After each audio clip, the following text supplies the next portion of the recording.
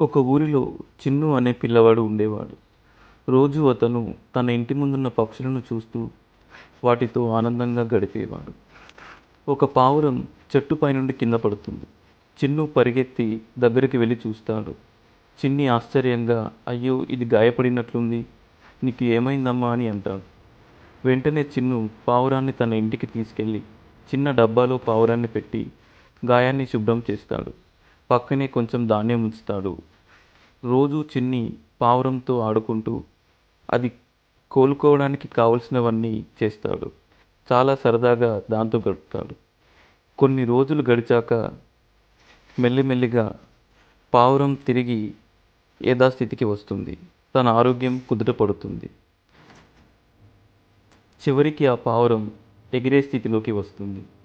చిన్ని పావురంతో, నీవు ఇప్పుడు బాగానే ఉన్నావు, కానీ నిన్ను వదిలిపెట్టాలని మనసులో లేదు అని అంటాడు. అప్పుడు చిన్ని వాళ్ళమ్మ చిన్నుతో, బాబు, ప్రేమ అనేది కట్టిపడేయడం కాదు, దానికి స్వేచ్ఛ కావాలి, అదే నిజమైన ప్రేమ అంటుంది.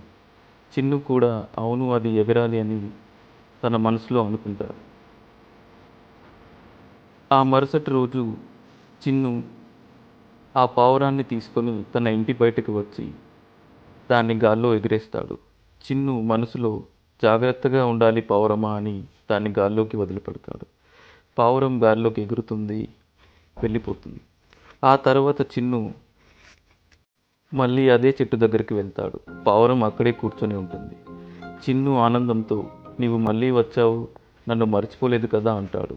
చిరునవ్వుతో చూస్తాడు. పావురం కూడా ఆనందంతో శబ్దం చేస్తుంది. ఆ తర్వాత చిన్ను పావురాన్ని తన భుజంపై వేసుకొని ఆ చెట్ల మధ్య ఆనందంగా నడుస్తుంటాడు. ఇద్దరూ మాట్లాడుకుంటూ సరదాగా గడుపుతారు.